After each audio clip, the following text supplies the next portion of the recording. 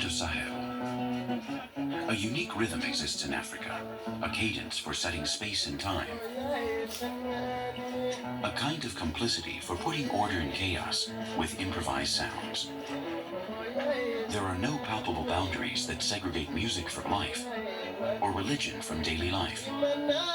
Music is the path for an encounter with ancestors, the vehicle towards lust and trance.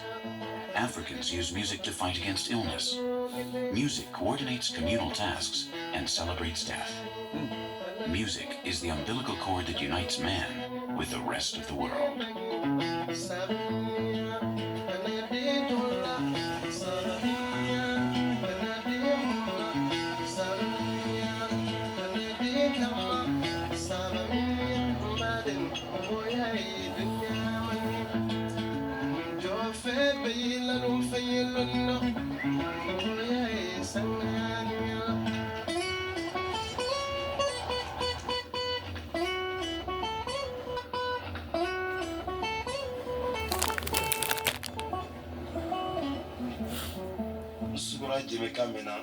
Sometimes when I'm sleeping, I wake up in the middle of the night and I hear the djembe.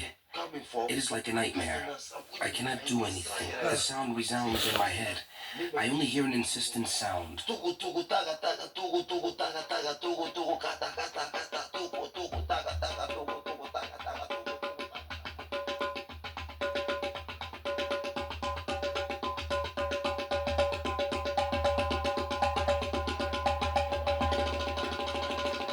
Lagare is one of the best percussionists in Mali. His djembe is famous all throughout Bamako and along the Niger River. He usually plays on the street and at weddings, baptisms, and street festivals. But he has also played with the best musicians in the country. His dream is to play in Europe someday.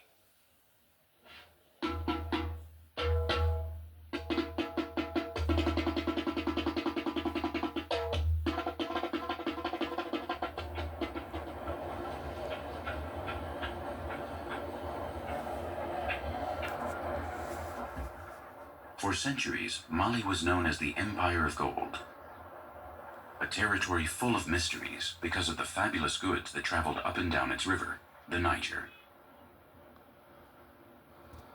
There once was a time that it was really like this, but today, the true treasure of Mali is not seen or sensed, but is heard. It's its music, the sound spread by geography and by the Malian subconscious as a collective obsession.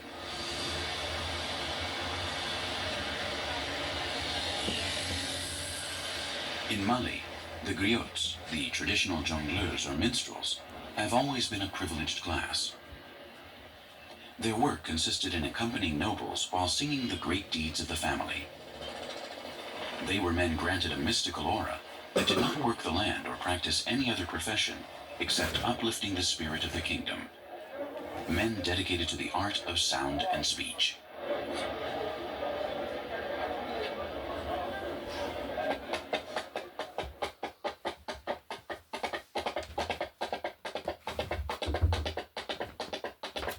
These griots still exist, but many of them, the new generations, have begun to change into modern musicians who have created their own style with African roots and Western instruments.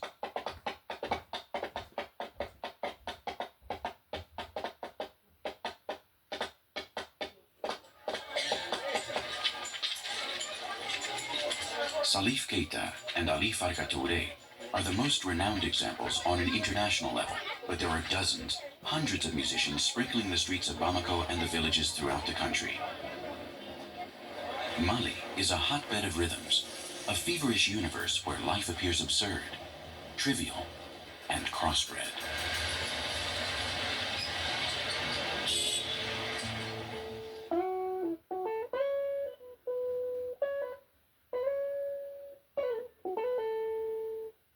Lobi Traoré is an excellent disciple of Ali Farka Touré, the most international Malian musician. Ali Farka Traoré won a Grammy Award alongside Ray Cooder.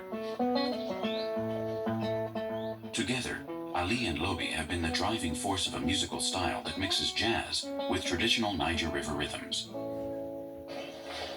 I lived in Segu with my father when I began to play music. He was a great marabout. People came from everywhere to consult him. One day, a professor carrying a guitar came in and I began to admire that thing without knowing what it was.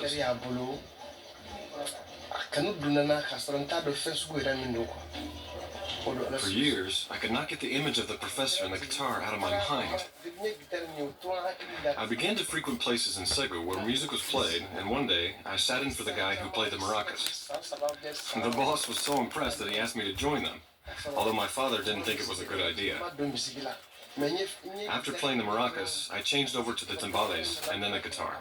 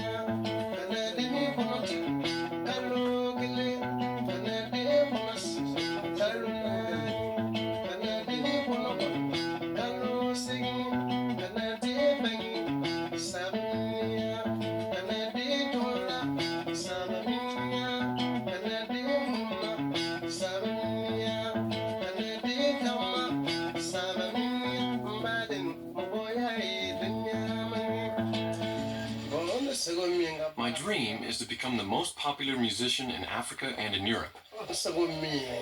In order to take advantage of my talent, cover my family's necessities, and help my country. For me, no one trade is better than another. We are all important and equal. Musicians, drivers, mechanics, government workers. We are all equally important. God grants each individual a function. He gave me this one. I was created to play. And music is more important than gold or diamonds.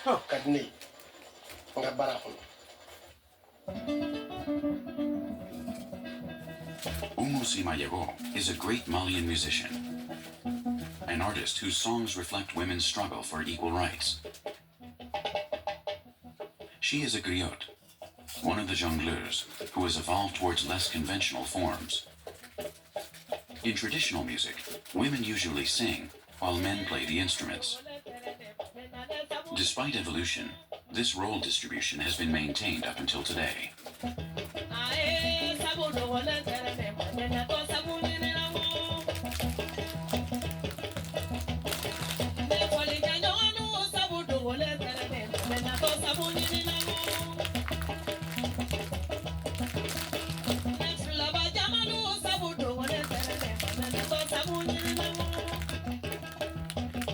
Oumou has divorced twice and has 4 children who live with their fathers. Her obsession for equality is not easy to pursue in a world strictly dominated by men. Being a woman, an artist, and a rebel is difficult in a society like that of Mali.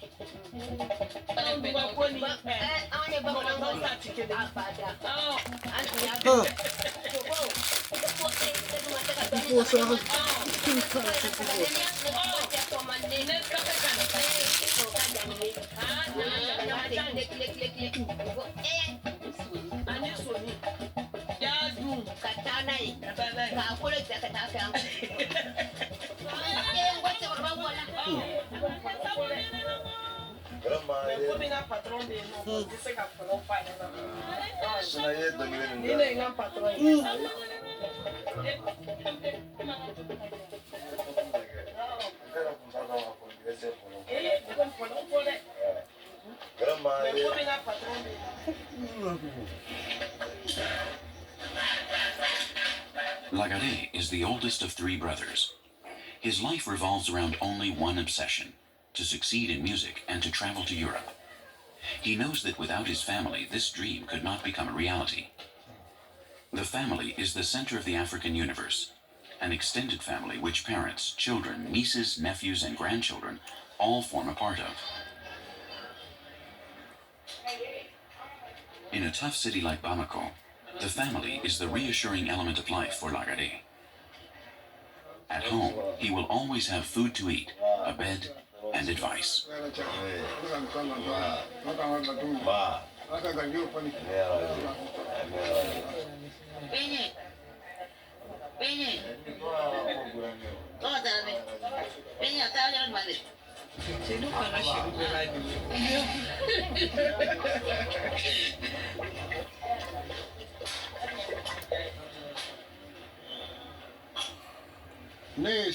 My name is Siso Sissoko, and I'm a postal worker.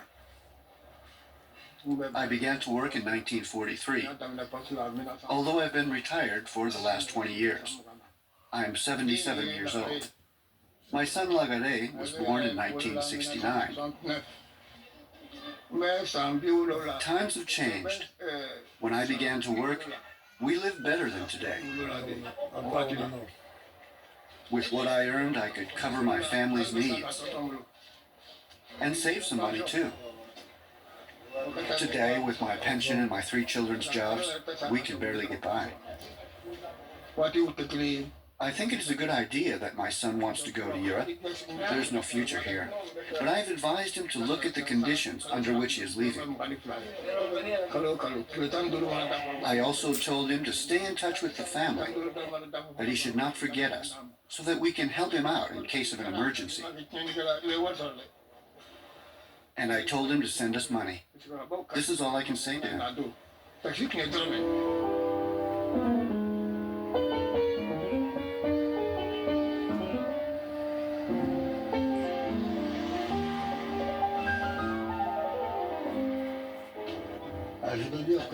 Jazz will always be something essential for me. It has allowed me to open up my mind, understand the world in terms of harmony. Jazz has helped me to absorb all the music that I have tackled up to now. All the great musicians like Thelonious Monk, John Coltrane, or Charlie Parker are always with me. Then there are the classical musicians like Bach, Ravel, Debussy, Chopin, Stravinsky, and Bela Bartok.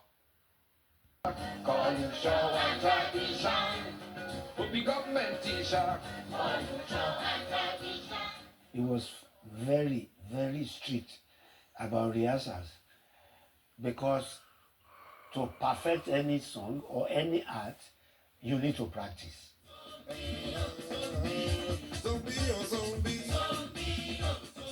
They beat him so mercilessly, they tore every part of him all over. They had broken his leg. So we only one good government, strict and progressive, clean government that knows what it's doing. Yes, argument about stealing. Somebody don't take his life to what belong to another person. Top of the road on inside the people, they walk up. Top of the walk up, they walk up. 3 sons, Olikoye, Beko, and Fela. Although his 2 brothers would end up being physicians, Fela's journey would take a different route, as early as the age of 8. Wow, he's got his sax. That was when Fela learned piano and drums. He also led his school choir. Some great artwork there.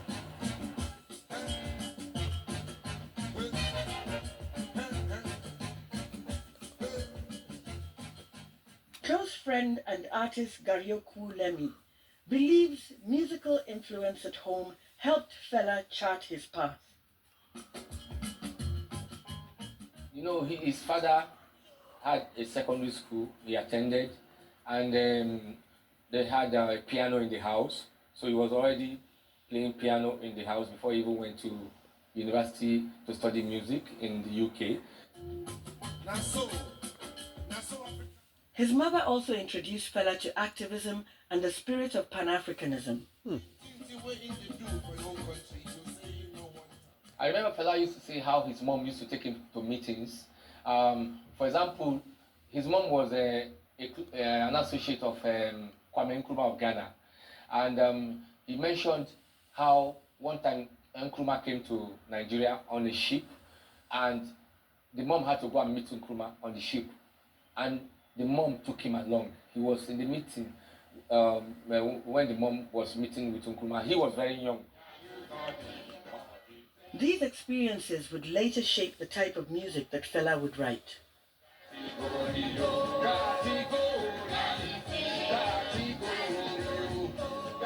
But when he was 17, his father died of cancer. And so it was his mother who urged him to get an education. Oh, even back then. Fela went to London to study medicine. But within days of arriving in England, he changed his mind. He instead registered at the Trinity College of Music. He signed up to follow a course in classical music.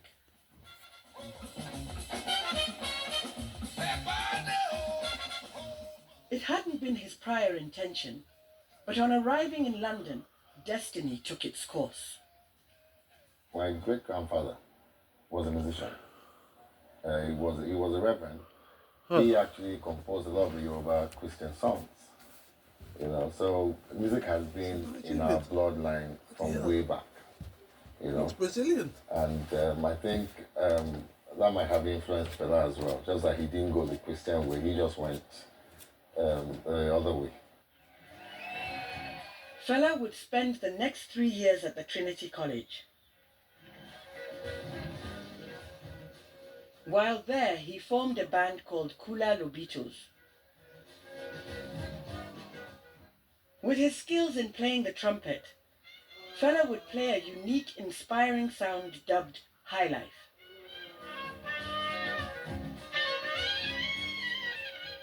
High Life originated from Ghana in the early 20th century. But Fela's High Life was richly influenced by Nigerian sounds that included heavy use of percussion, trumpets, and horns.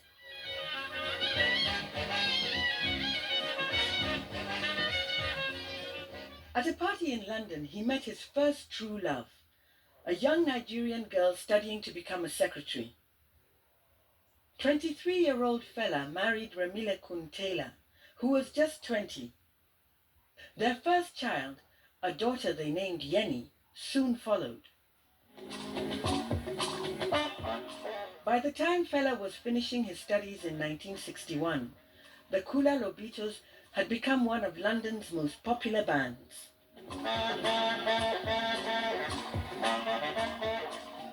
The band was at the forefront of the underground London craze for African dance music.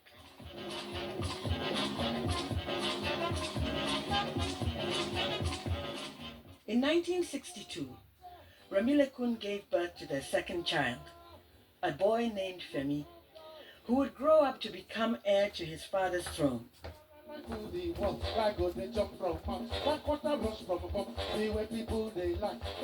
knew from a very early age, because there was music all around me.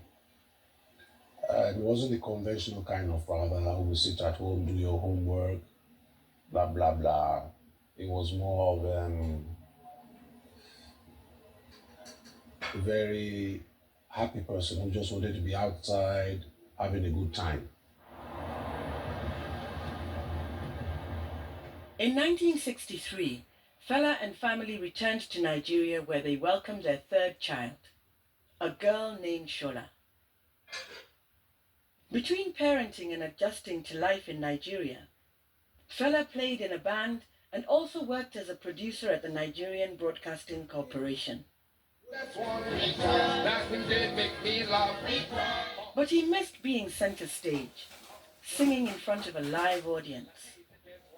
So he resigned from his job and went back to play High Life, forming a new band, but maintaining the name Kula Lobitos.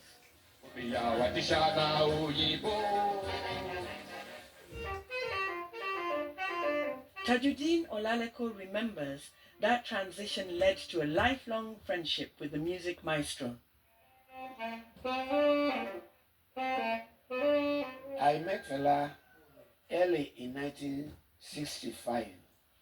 I read about him trying to form a high life band. So I just walked up to him and I introduced myself. He told me they were having rehearsal in his house at number 14A, Agegemuto Road. And he asked if I had any instrument. And I told him I was having a baritone saxophone. So he gave me an appointment to join him in the evening. It was a Monday. As his band's popularity grew, his personal life was crumbling.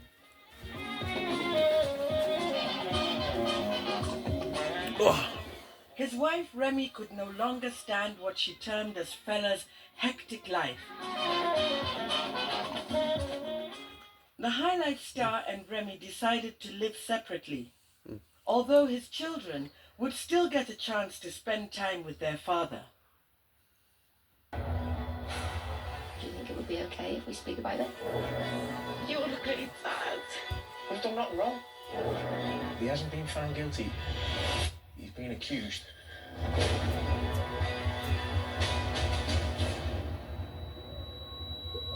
Look at me now! Maths, science, and English tuition from just £3 an hour. My Headspace runs live.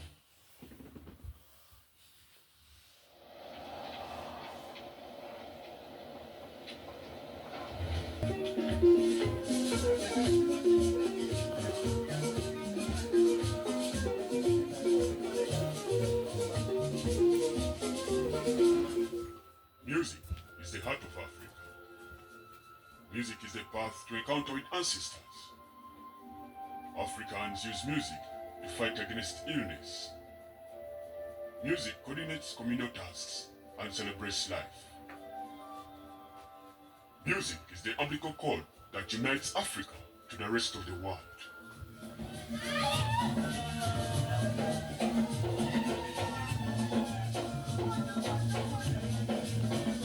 My days. In traditional music, women usually sing while men play the instruments. Despite evolution, this role is still divided till today.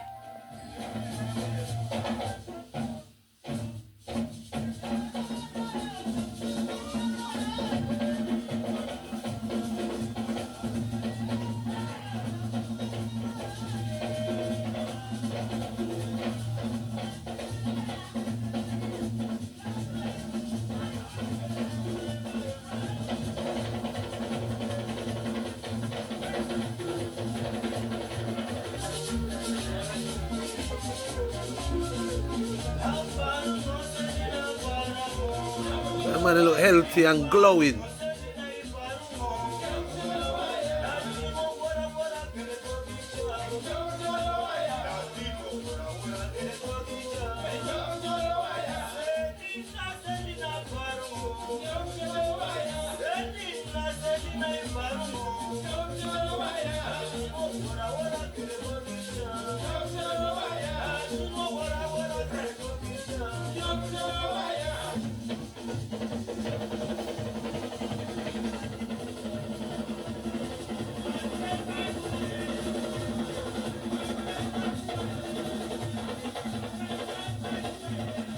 Wow.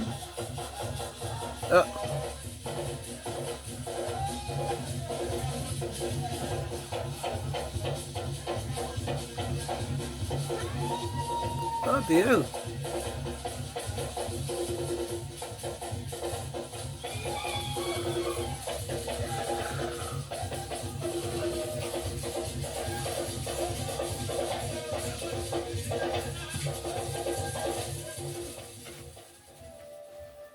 Traditionally, the drum was the heartbeat, the soul of most African communities. Drums have been part of African lives for centuries. An ancient instrument used to celebrate all aspects of life. all aspects of life. They are used in death, marriage, social and political events. Today, we see how most traditional instruments are made.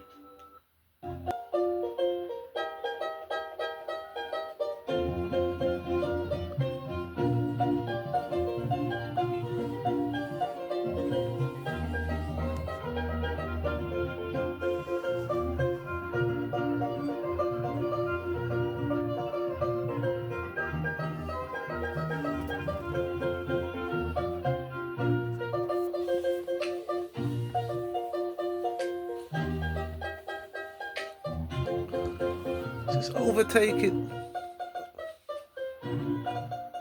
God.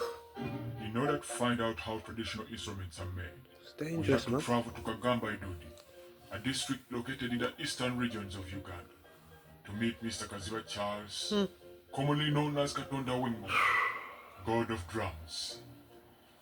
It took us 4 hours to get to our destination.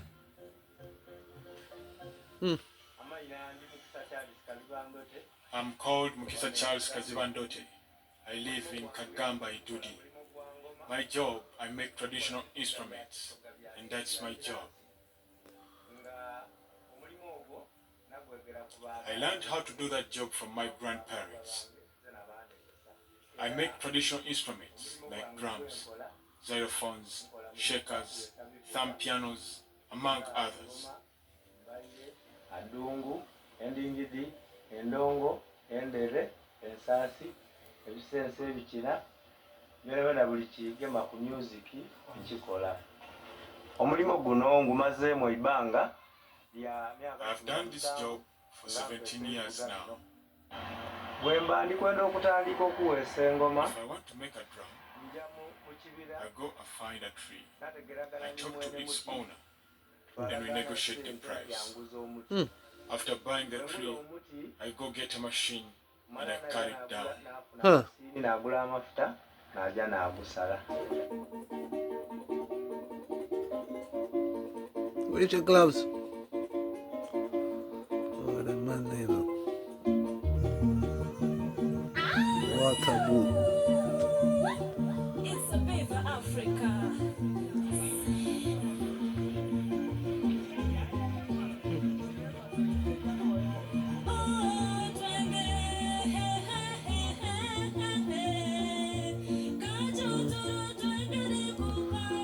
Nice.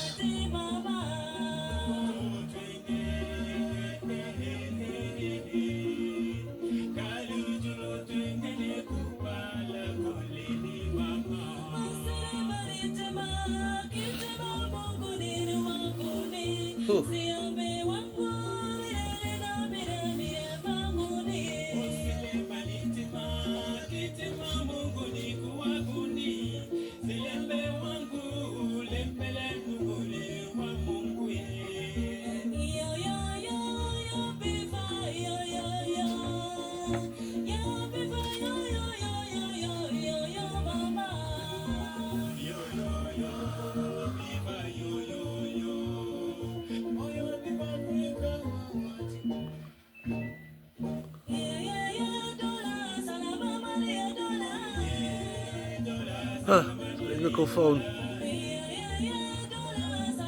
You get signal though. It's alright, innit? Got transport as well.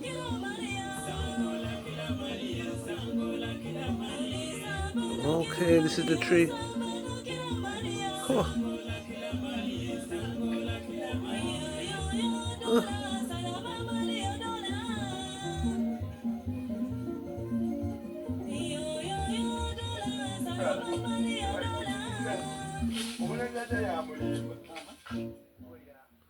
Back then, cutting a tree was not easy because we used hand saws. But nowadays, we buy fuel and use power saws. That has made our work easy. Yes, but this is, you see. Oh dear.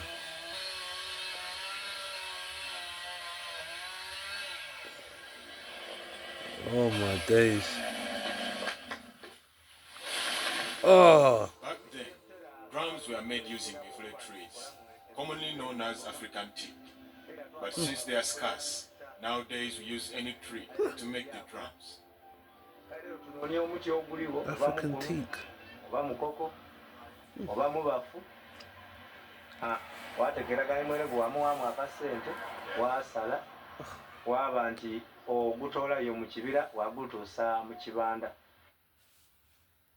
South Africa to dance floors around the world. This is the sound of hottest new music genre. This is Amapiano. It's African dance music, jazz music merged with some hip-hop elements, Bacardi and a bit of Kwaito. You can't really describe it until you hear it. It's slowed down house music, I could say.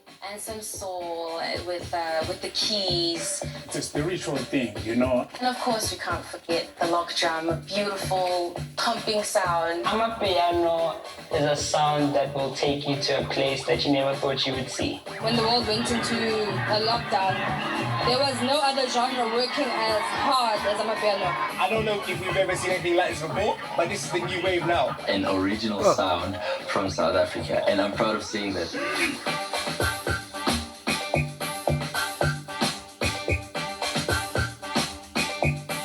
When it touches you differently. We're trying to take over the world. I think that's our national treasure right now. You know, I think that's our highest export. Finally, South Africa has something of their own. And it's changing the game, you know? Bro, Amapiano is big. It's huge. It's bigger than all of us. Amapiano for me, it's black success. Yeah. There we go.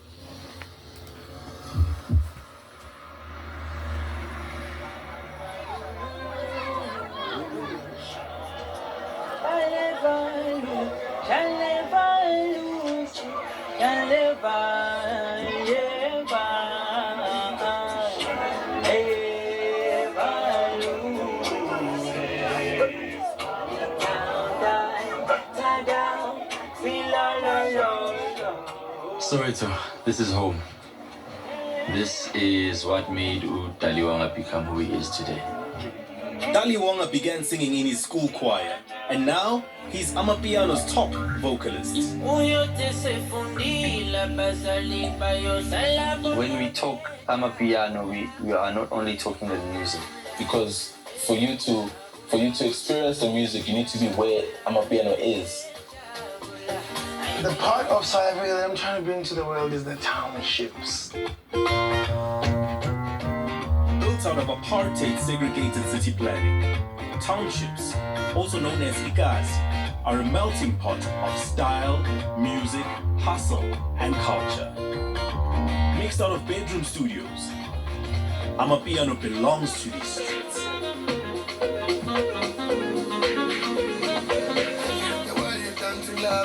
My name is Kukwanu Nhlapho, aka DJ The Crow.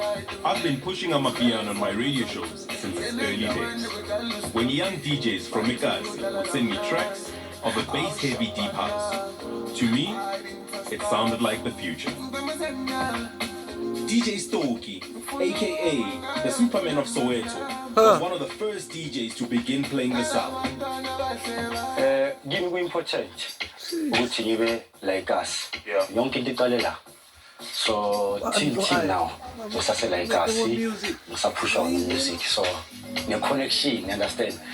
Nanoma ngenza music if ngifuna mhlambe umuntu ozongifakela instrument kanti ku simple because ngiyazi ukuthi mhlambe next street kune time bezicula or bedlala igita or benza. It's like so it iphethe yonke into.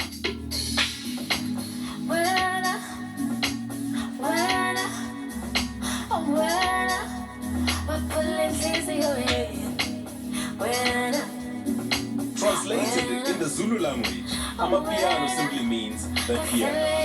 The name came from the genre's early jazz influences.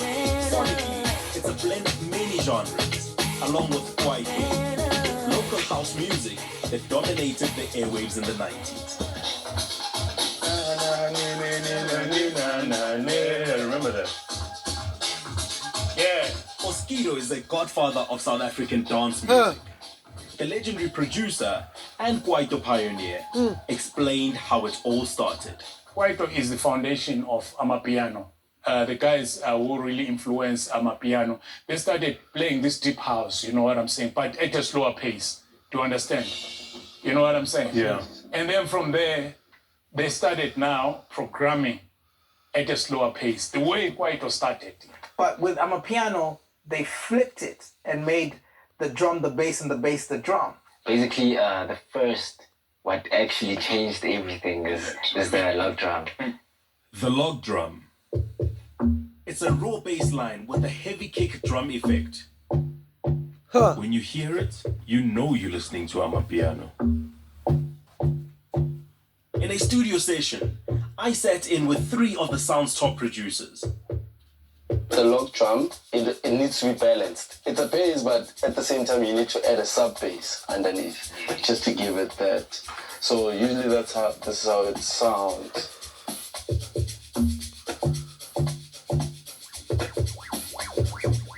Yeah.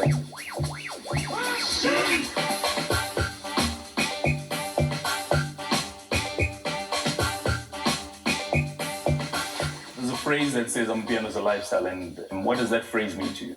It's your everyday life. You wake up, you eat Amapiano, you drink Amapiano. I play my piano when I wake up. And for me, it just puts me in like this, listen, let's go.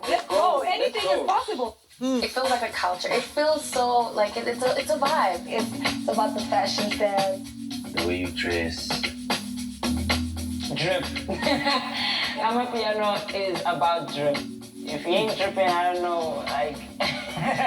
People like to also compare piano DJs to hip-hop guys. Like, they had their own street culture. But if you can see these kids, they dress like Americans, they dress hip-hop, they dress whatever, but now they've become to say that we are authentic, this is our sound. I think it's an aspiration. Even the way they talk and move. It's about personality, it's about being authentic, like realness, It's a lifestyle now. We know it's Monday to Wednesday. We rest every day. Weekend, we got out on Thursday, Friday, Saturday, Sunday. So that's the lifestyle. No matter where you're from, there's one thing about Amapiano that unites everybody. When you listen to it, you want to move.